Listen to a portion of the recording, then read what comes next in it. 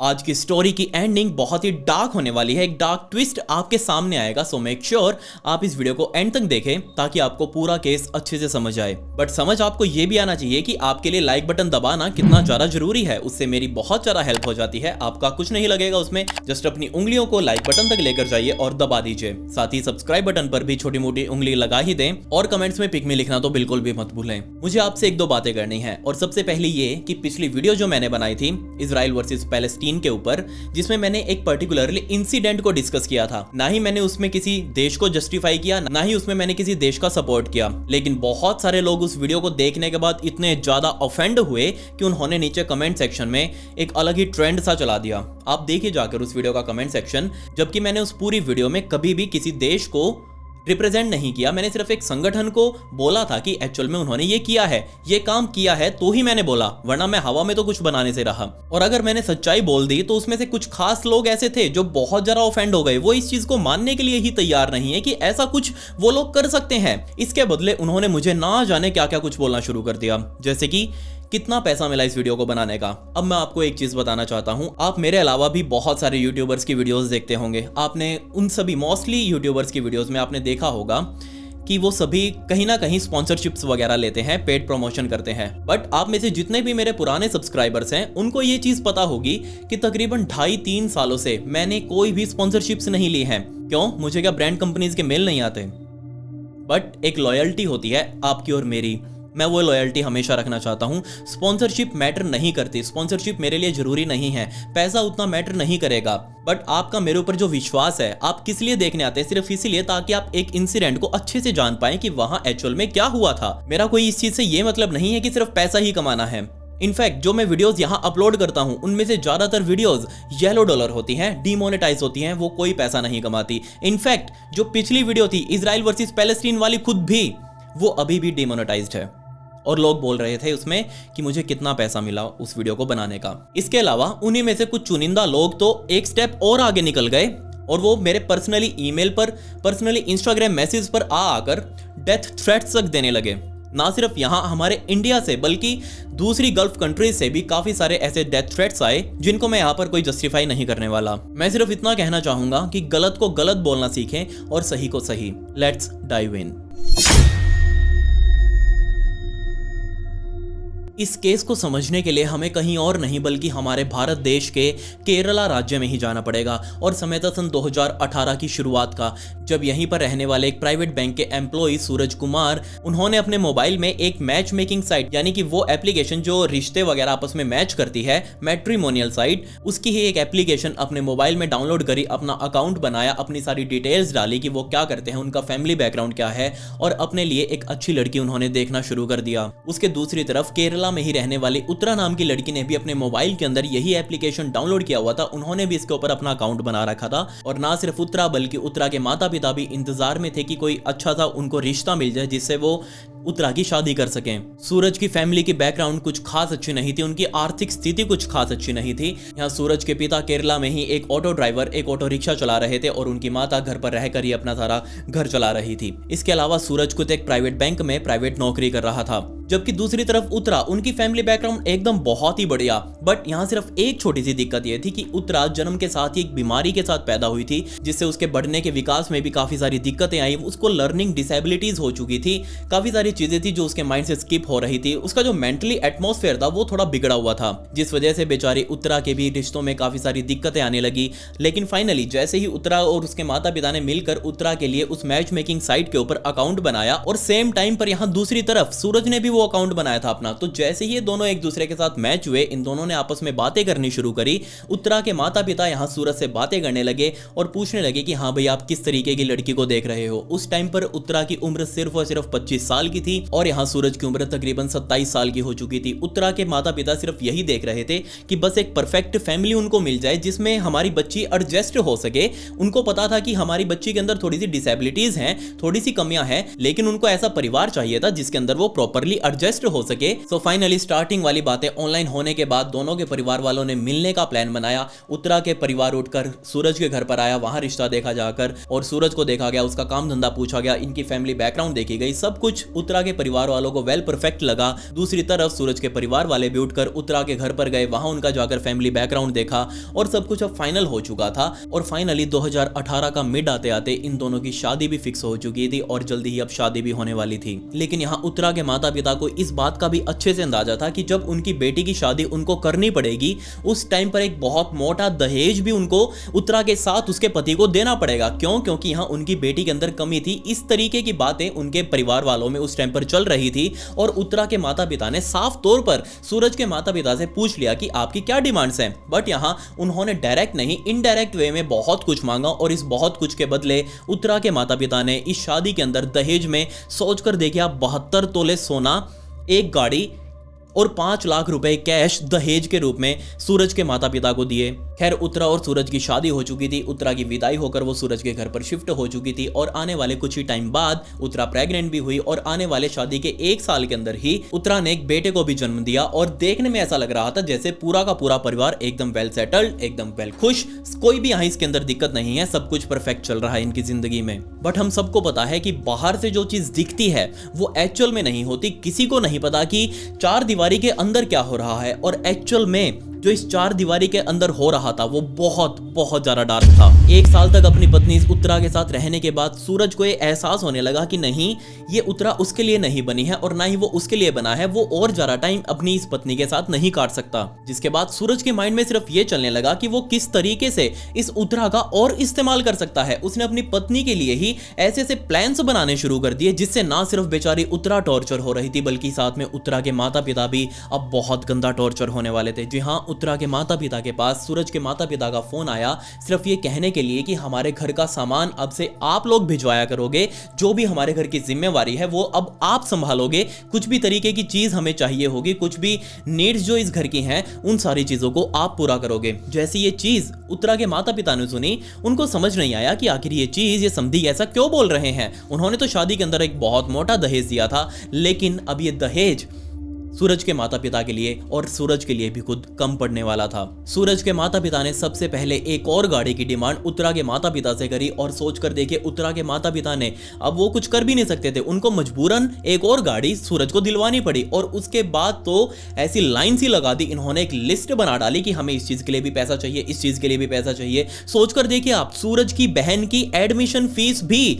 उत्तरा के माता पिता द्वारा दी गई ताकि सूरज की बहन आगे पढ़ सके। हर बार सूरज उत्तरा के घर पर कॉल करके सिर्फ यही कहता कि हमें पैसा चाहिए है, अब देखो तुम्हारी बच्ची मेरी हो चुकी है, उसका एक बच्चा भी है, वो कहीं जा नहीं सकती, तलाक में उसे दूंगा नहीं तो ऑब्वियसली उसे कोई और तो संभालने से रहा, कोई और उसकी केयर नहीं करेगा, केयर तो मैं ही करूंगा और उसके लिए तुम्हें इतने इतने पैसे मुझे देने पड़ेंगे। अब बेचारे उत्तरा के माता पिता भी उनको कब तक पैसा देंगे, एक फाइनल क्लोजर डील तो करनी ही थी। यहाँ पर उत्तरा के माता पिता द्वारा फाइनली सूरज को यह बोला गया कि हम तुम्हारे लिए सारा सामान देंगे और साथ ही 8,000 रुपए महीना भी तुम्हारे पास भिजवाएंगे ताकि तुम उत्तरा के साथ सही से रह सको। लेकिन आप सोचकर देखिए, बेचारी उत्तरा के साथ डेली यहाँ पर उसके साथ फिजिकल टॉर्चर हो रहा था, डोमेस्टिक वायलेंस हो रहा था, डेली उत्तरा के साथ मारपीटाई करते ना सिर्फ सूरज बल्कि उसके माता पिता खुद भी। लेकिन मैं आपको एक बहुत ही डार्क सच्चाई बताता हूं हमारे भारत देश की, कि बिल्कुल ऐसा ही सेम हाल हमारे देश भारत के ज्यादातर घरों में है। मैं सभी के लिए नहीं कह रहा, लेकिन हाँ ज्यादातर घरों में है। ज्यादातर महिलाएं डोमेस्टिक वायलेंस का शिकार हैं,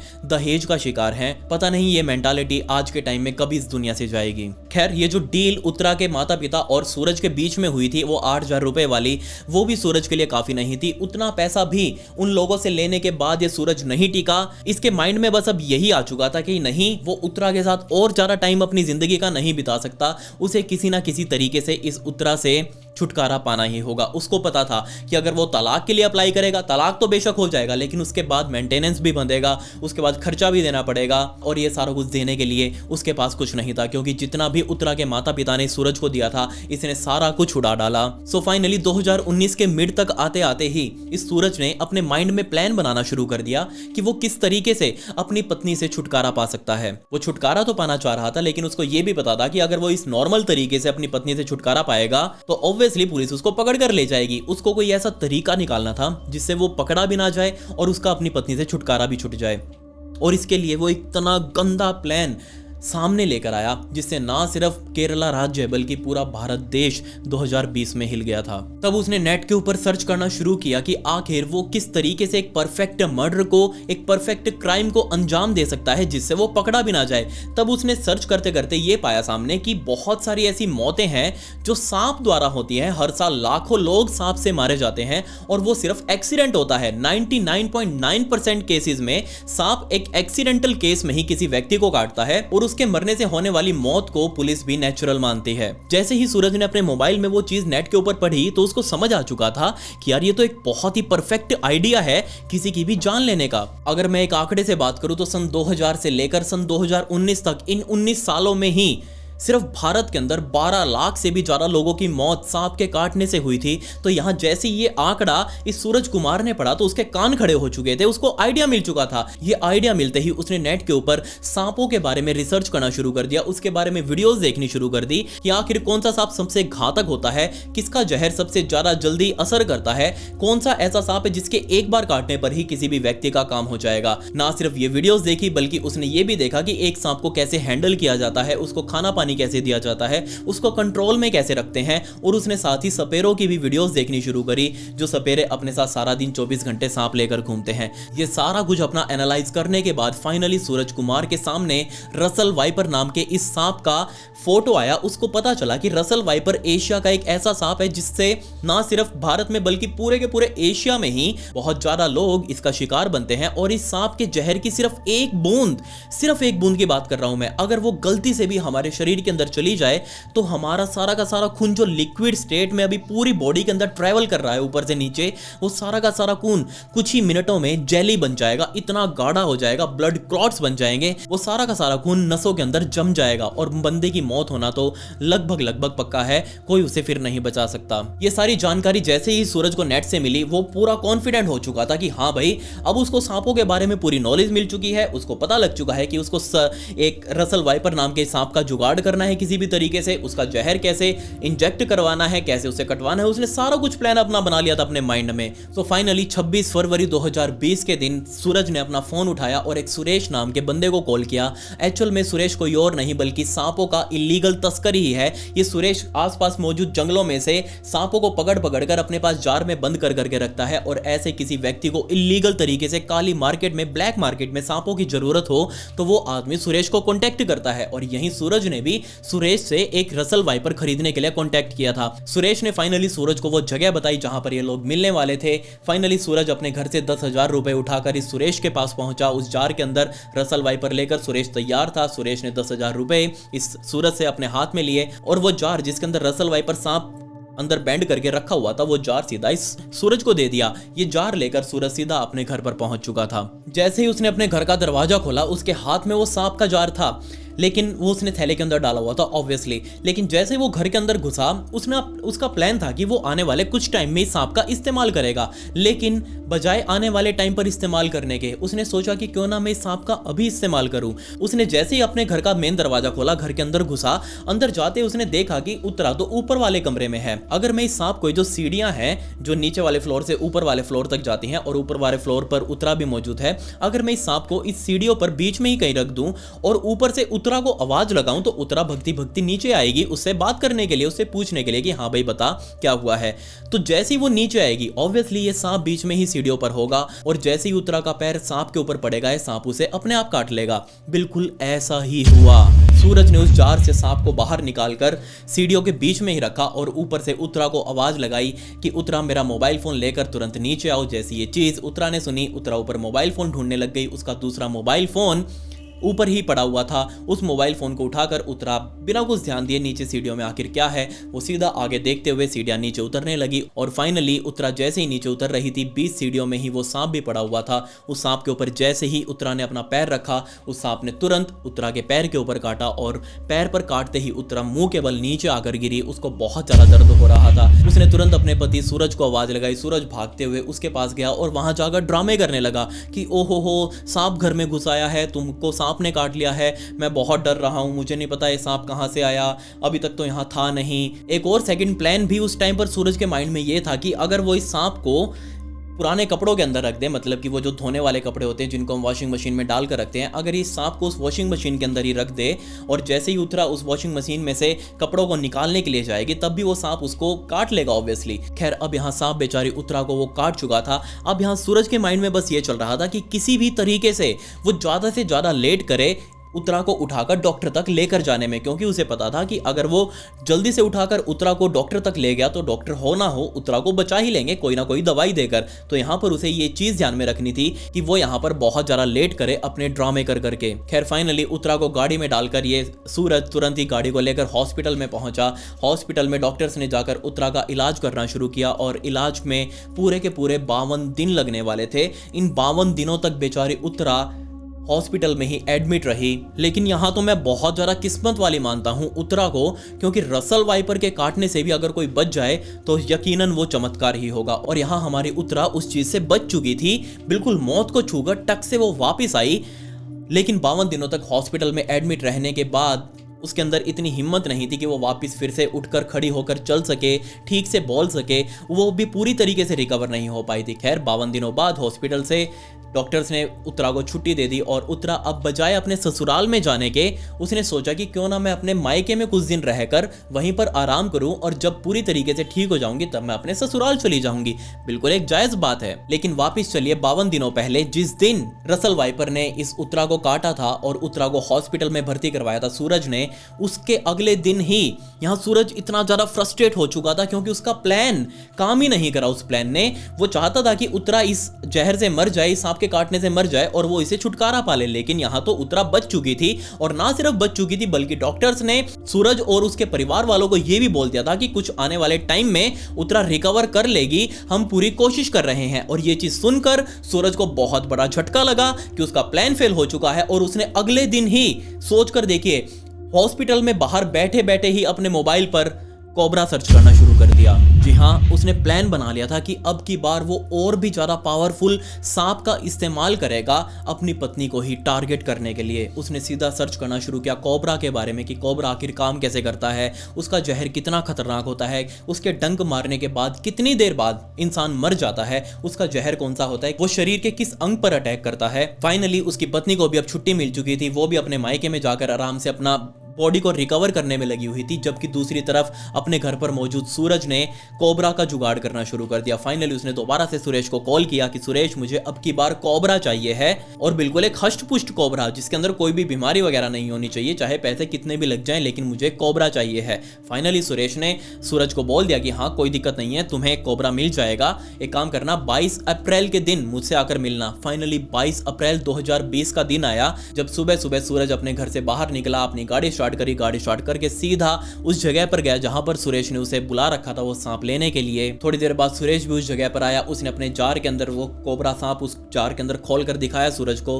कोबरा को देखते ही वापस ढक्कन लगाया और पैसे दिए सूरज को। सूरज वहां से वो जार लेकर वापस अपने घर के लिए निकल चुका था, जिसके कुल 2 हफ्तों बाद 2 मई 2020 के दिन सुबह सुबह ये सूरज अपने घर से निकला, अपनी गाड़ी स्टार्ट करी, उस गाड़ी में ही उसने उस जार को भी रखा जिसके अंदर वो कोबरा मौजूद था। अपनी गाड़ी लेकर वो सीधा उत्तरा के घर पर पहुंचा, यानी कि उत्तरा के मायके में पहुंचा, अपने ससुराल में पहुंचा। ऑब्वियसली ससुराल में पहुंचते उसने गाड़ी वहीं पर पार्क करी, अंदर गया, अंदर जाकर उत्तरा के माता पिता से भी मिला और पूछा कि आखिर उत्तरा अब कैसी है और उसकी तबीयत का अब क्या हाल है, वो रिकवर कर रही है नहीं कर रही, और अभी उत्तरा है कहाँ पर। उत्तरा के माता पिता ने बताया कि उत्तरा ऊपर है और वो आराम से लेटी हुई है, आराम कर रही है। तभी ये बात सुनकर सीधा सूरज ऊपर की तरफ गया, अंदर दरवाजा खोला जिसके अंदर वो उत्तरा लेटी हुई थी। उत्तरा के साइड में जाकर बैठा, उससे बातें करने लगा कि आखिर अब तुम्हारी तबीयत कैसी है, तुम्हारे शरीर में अब आराम है या नहीं। अपने पति को सामने देख उत्तरा भी काफी ज्यादा खुश हुई। उसने बताया कि वो धीरे धीरे रिकवर कर रही है। वो बात कर रही थी उस टाइम पर सूरज से कि मुझे याद नहीं आ रहा कि एक्चुअल में मुझे सांप ने कब काटा था, मुझे तो बिल्कुल भी माइंड में ही नहीं है कि मैं जब उतर रही थी तब काटा था या फिर नीचे उतरने के बाद काटा, मुझे कुछ भी याद नहीं है। ये बातें सुनकर सूरज भी उसकी बातों का जवाब देने लगा। उसको कहा सूरज ने कि चलो ठीक है, मैं तुम्हारे लिए ना कुछ जूस वूस लेकर आता हूँ, मैं अपने साथ लेकर आया हूँ, चलो वो मैं तुम्हारे लिए लेकर लेकर आता हूँ, एक साथ पियेंगे। जैसे ये बात बोलकर वो बाहर आया अपनी गाड़ी से वापस, उसने जूस वूस निकाला कुछ, उसके साथ उस जूस में उसने नशे की दवाइयां भी मिला रखी थी। और एग्जैक्टली इस टाइम पर उत्तरा के माता पिता इस घर में थे या नहीं थे, इस बात का मुझे क्लियरली पता नहीं है। क्या पता थे या फिर वो बाहर गए थे, अगर थे तो क्या पता उन्होंने देखा नहीं उस टाइम पर कि ये सूरज आखिर कर क्या रहा है। बट यहाँ जो भी हुआ हो, उस टाइम पर सूरज ने वो जूस के गिलास तैयार किए और जूस के गिलास लेकर सीधा वो वापस उत्तरा के कमरे में पहुंचा, एक गिलास उत्तरा को दिया और अपने पति पर विश्वास करते हुए, उसकी अच्छाई पना देखते हुए, उसका ये देखते हुए कि हाँ भाई मेरा पति मेरे लिए जूस लेकर आया है, ये सब फील करते हुए बेचारी उत्तरा ने बिना कुछ सोचे समझे वो जूस का गिलास अपने मुंह से लगाया और सीधा उसको एक ही घूंट में पी चुकी थी। जबकि ये जूस उस टाइम पर इस सूरज ने नहीं पिया, उसने अपना गिलास साइड में ही रखा हुआ था। अब क्योंकि उस जूस के अंदर नशे की दवाई मिलाई गई थी तो ऑब्वियसली ये जूस पीते ही उत्तरा का सिर घूमने लगा। वो जूस का गिलास नीचे रखते ही वापस बेड के ऊपर लेट चुकी थी और वो गहरी नींद में भी जा चुकी थी। ये सूरज किस मेंटालिटी का था, उसका दिमाग कितना भयंकर रूप ले चुका था, इस बात का अंदाजा आप यहीं से लगा लीजिए कि इस बार सूरज का प्लान फेल ना हो, इसलिए सूरज ने 7 दिनों पहले से ही तैयारी करनी शुरू कर दी थी। जैसे ही वो सांप को अपने पास सुरेश से खरीद कर लेकर आया था, उसके 2 दिनों बाद से ही सूरज ने उस सांप को खाना देना ही बंद कर दिया। ना ही उसको उस जार से बाहर निकाला, ना ही उसको कुछ खाने पीने के लिए दिया, क्योंकि यहां सूरज को इस बात का अंदाजा था कि जब वो इस सांप को जार से बाहर निकालेगा तब वो सांप बहुत ज्यादा गुस्से में भी होगा, उस टाइम पर वो सांप बहुत ज्यादा भूखा भी होगा और उसके सामने जो भी आएगा वो उसको खाने के लिए भागेगा। इस बात का फायदा यहाँ वो उठाने वाला था। जो सांप अभी अपने साथ जार के अंदर डालकर लेकर आया था गाड़ी में रख के, वो सांप पिछले 7 दिनों से भूखा था, उसको जार से बाहर भी नहीं निकाला गया था। खैर शाम होते होते सूरज यहाँ से निकल चुका था, लेकिन उत्तरा अभी भी ऊपर ही थी। बट शाम होते होते उत्तरा के भाई ने चीज नोटिस करी कि अभी तक उत्तरा नीचे उतर कर नहीं आई खाना खाने के लिए, वरना वो टाइम से उतर कर आ जाती है। बट आज नहीं आई तो उसने सोचा कि वो ऊपर जाकर देख ले, उसको बुला कर लेकर आए, क्या पता वो अभी तक उठी है नहीं उठी। तो जैसे ही उत्तरा का भाई ऊपर चढ़कर सीढ़ियां उस कमरे में गया जिसके अंदर ये उत्तरा सो रही थी, उसने दरवाजा खोला। दरवाजा खोलकर उसने देखा कि उत्तरा तो आराम से बेड पर लेटी हुई है, बट उसका पूरा का पूरा शरीर नीला पड़ा हुआ है। जैसे ये चीज उत्तरा के भाई ने देखी, उसने जाकर उत्तरा को जगाना शुरू किया, बट इस टाइम पर उत्तरा बिल्कुल अनकॉन्शियस हो चुकी थी। उत्तरा के भाई ने तुरंत ही चिल्लाना शुरू किया। वो चिल्लाते चिल्लाते नीचे भाग कर आया, अपने माता पिता को बताया कि ऐसे ऐसे उत्तरा की ये हाल हो चुका है। उत्तरा के माता पिता ने तुरंत एम्बुलेंस को कॉल किया, एम्बुलेंस मौके पर पहुंची। उत्तरा को एम्बुलेंस के अंदर लोड किया गया और पास ही के हॉस्पिटल में ले जाया गया, बट उस टाइम तक बहुत देर हो चुकी थी। अगले ही दिन बेचारी उत्तरा ने सुबह सुबह ही दम तोड़ दिया, वो इस दुनिया से जा चुकी थी। अब की बार डॉक्टर्स ने फिर से उत्तरा के माता पिता को बताया कि उत्तरा के हाथ पर हमें सांप के काटने के निशान मिले हैं और इसी सांप के काटने की वजह से उत्तरा की मौत हुई है। लेकिन उत्तरा के माता पिता ने डॉक्टर से बात करी कि नहीं नहीं जनाब, आपको शायद गलतफहमी हुई है, क्योंकि वो निशान तो पुराने हैं। तकरीबन 2-3 महीनों पहले भी उत्तरा को सांप ने काटा था और हो सकता है आपने वही निशान देख लिए हों। बट यहाँ डॉक्टर्स ने बताया कि नहीं, ये जो निशान अब हमें मिले हैं ये बिल्कुल फ्रेश है और इसी सांप के काटने की वजह से उत्तरा की मौत हुई है। जैसे ये चीज़ उत्तरा के माता पिता ने सुनी, उनको समझ नहीं आया कि अभी 2 महीने पहले ही उत्तरा को एक सांप ने काटा था और अब फिर से ऐसा कैसे हो सकता है, इतना बड़ा कोइंसिडेंस कैसे। उस टाइम पर तो हमें लगा था कि हो सकता है चलो सांप ने काट लिया हो, गलती से यहाँ काट लिया होगा, बट एक बार फिर से ऐसा कैसे हो गया। ऑब्वियसली यहाँ माता पिता बहुत ज्यादा परेशान हो चुके थे। उन्होंने पुलिस वालों को बताया कि ऐसे ऐसे उनकी बेटी के साथ हो गया है, 2 महीने में 2 बार उनकी बेटी को सांप ने काट लिया है और अब की बार तो उनकी बेटी इस दुनिया को ही छोड़कर जा चुकी है। अब सांप का मामला था तो पुलिस वाले भी यहाँ क्या करते, लेकिन उनको भी कुछ अजीब लग रहा था सिर्फ ये सोचकर कि 2 महीने में 2 बार एक ही लड़की को सांप कैसे काट सकता है, और वो भी जहरीला, वो भी जानलेवा, ऐसा कैसे हो सकता है। उनको भी थोड़ा बहुत सस्पिशियस लगने लगा। इसीलिए उन्होंने एक स्नेक एक्सपर्ट को बुलाया और सीधा उसको उत्तरा के घर पर लेकर गए और उससे पूछने लगे कि हाँ भाई बता, क्या इस घर के अंदर कोई सांप वाप आ सकता है क्या बाहर से, और वो भी ऊपर वाले फ्लोर तक। तो जैसे ही उस स्नेक एक्सपर्ट ने घर के चारों तरफ घूमकर देखा, घर के अंदर अच्छे से देखा, ऊपर वाले फ्लोर पर जाकर देखा, उत्तरा का कमरा अच्छे से देखा, तो उसने बताया कि जनाब मैं 1000% श्योर हूं इस बात को लेकर कि सांप इस घर के चारों तरफ से आ सकता है, लेकिन इस घर के अंदर नहीं आ सकता और ऊपर वाले फ्लोर पर तो बिल्कुल भी नहीं आ सकता। क्यों? क्योंकि ये घर एक तो चारों तरफ से बंद है, दूसरा इसकी जो खिड़कियां हैं वो भी काफी ऊंची ऊंची हैं, जबकि एक सांप अपनी शरीर का तीसरा हिस्सा ही ऊपर हवा में खड़ा कर सकता है। मतलब अगर कोई सांप 3 फुट का है तो वो सिर्फ 1 फुट ही हवा में खड़ा हो सकता है, उससे ज्यादा वो खड़ा नहीं हो सकता। और यहाँ ये जो सीढ़ियां हैं वो काफी ऊंची ऊंची हैं और इतने लंबे सांप इस इलाके में मिलते ही नहीं। और इसके अलावा भी सारे घर की खिड़कियां चारों तरफ से बंद हैं, एसी वगैरह लगे हुए हैं और वो वेंट्स भी चारों तरफ से बंद किए गए हैं। तो इस बात का कोई सवाल ही नहीं उठता कि अपने आप कोई सांप इस घर के अंदर आया हो।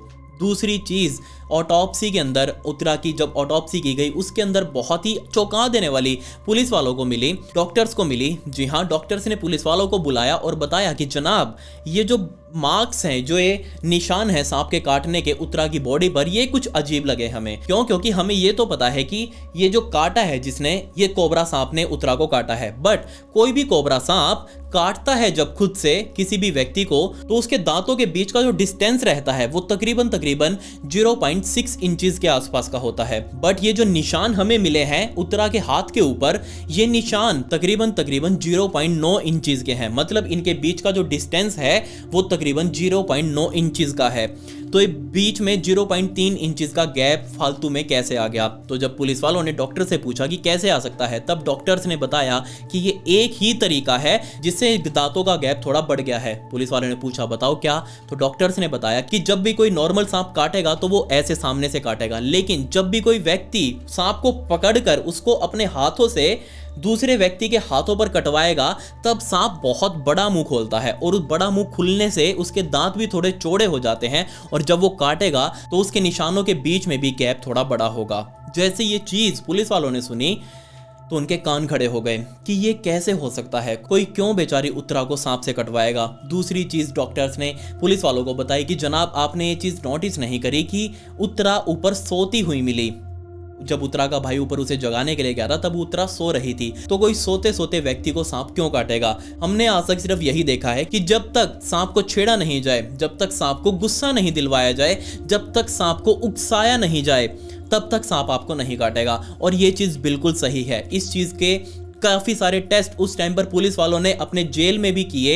एक असली कोबरा मंगवाया गया, एक नकली हाथ के ऊपर एक मीट का टुकड़ा लगाकर सांप के आगे रखा गया और उसको काफी बार छेड़ने पर भी उस कोबरा सांप ने उस मीट के टुकड़े के ऊपर हमला नहीं किया। जब बहुत ही नाक में दम हो चुका था उस सांप के, तब जाकर उसने उसको काटा। तो यहां पर तो उत्तरा सो रही थी और ऑब्वियसली अगर जगी भी होती तो वो जाकर सांप के साथ क्यों लड़ाई करती? उसका तो पहले ही डर बैठ चुका होगा ना, 2 महीने पहले उसको सांप ने काटा है। तो अब ये सवाल ही नहीं उठता कि यहाँ इस सांप ने अपने आप बेचारी उत्तरा को काटा हो। जैसे ये चीज़ सुनी पुलिस वाले अब श्योर हो चुके थे कि यहाँ ये कोई एक्सीडेंट नहीं है, ये एक मर्डर है। उत्तरा के माता पिता से पूछा गया कि आपको किसके ऊपर शक है, तो ऑब्वियसली वो एक ही नाम लेंगे कि उत्तरा के पति से आप जाकर पूछिए, क्या पता उसने कुछ किया हो क्योंकि वही उससे मिलने के लिए आया था। तो जब पुलिस वालों ने इस उत्तरा के पति सूरज को उठाया और उसकी अच्छे से थोड़ी सेवा करके उससे पूछताछ करी तो उसने सारा कुछ उगल दिया। तो उसने सब कुछ पुलिस वालों के सामने उगल दिया कि उस दिन एक्चुअल में क्या हुआ। तो जैसे ही सूरज कुमार ने बेचारी उत्तरा को वो नशीला जूस पिलाया था और उसके बाद उत्तरा सो चुकी थी, उसके बाद ही यहाँ पहले सूरज ने उस चीज को कंफर्म किया कि क्या उत्तरा सही में सो चुकी है। और बाद में वापस उसने वो जार निकाला अपना वापस गाड़ी से और जार निकाल कर वो वापस अपने इस कमरे में आया। और कमरे में आते ही पहले प्लान उसका ये था कि वो इस सांप को इस बेड के ऊपर छोड़ देता है और कमरा बंद कर देगा तो सांप अपने आप ही इसको काट लेगा। लेकिन यहाँ उसको अब की बार श्योर होना था कि ये सांप अपने फुल पोटेंशियल के साथ उत्तरा को काटे ताकि अब की बार तो उत्तरा ना बच पाए। और इस चीज को कंफर्म करने के लिए उसने एक बहुत ही गंदा यहाँ पर काम किया बेचारी उत्तरा के साथ। उसने सबसे पहले वो जार जैसे ही इस कमरे में लेकर आया, उसने कमरे को अंदर से बंद किया, वो कुंडी लगाई और सीधा बेड के ऊपर आकर साइड में बैठ गया। उत्तरा के जार खोला, जार में अंदर से वो सांप को पकड़कर उसका मुंह बाहर की तरफ निकाला, पूरा सांप जार को साइड में रखा, उसकी पूंछ को पीछे से पकड़कर आगे से सांप का मुंह पकड़ा, सांप के मुंह के ऊपर आगे से अंगूठा लगाकर पीछे की तरफ दबाया ताकि उसका मुंह थोड़ा सा खुल जाए, उसका जबड़ा जो है जिसमें दांत लगे होते हैं डंक वाले दांत, वो आगे की तरफ आ जाए। और जैसे ही उस कोबरा सांप के दांत आगे की तरफ आए, वो दांत सीधा इस सूरज ने पकड़कर उत्तरा के हाथों में लगा दिए। उस टाइम पर जैसे ही इस सांप ने उत्तरा को काटा, उसी टाइम पर उत्तरा की नींद भी खुल गई थी और उत्तरा उस टाइम पर चिल्लाना चाह रही थी, लेकिन ये जहर सीधा नर्व्स के ऊपर असर करता है, सीधा न्यूरोटॉक्सिक जहर इसके अंदर होता है और हमारे नर्वस सिस्टम के ऊपर अटैक करता है। और जब भी कोई जहर नर्वस सिस्टम के ऊपर अटैक करेगा उस टाइम पर ना ही तो व्यक्ति कुछ बोल पाएगा, वो बोलना बहुत कुछ चाह रहा होगा लेकिन बोल नहीं पाएगा, वो हिलना डुलना चाह रहा होगा लेकिन हिल नहीं पाएगा। और यही कुछ यहाँ उत्तरा के साथ भी हो रहा था। उसकी आंखें खुली हुई थी, वो देख रही थी सामने कि उसका पति सांप से उसको कटवा रहा है। अगर अब की बार भगवान की कृपा से उत्तरा बच जाती तो लिटरली ये सूरज अब की बार मारा जाता। बट बदकिस्मती से बेचारी उत्तरा मर चुकी थी, वो बयान देने लायक भी नहीं थी। जैसे ही उसके ये बयान पुलिस ने सुने, उनके सारों के कान खड़े हो गए। उनको विश्वास ही नहीं हो रहा था कि ये जो चीज़ बोल रहा है क्या वो सच में सच है भी या नहीं।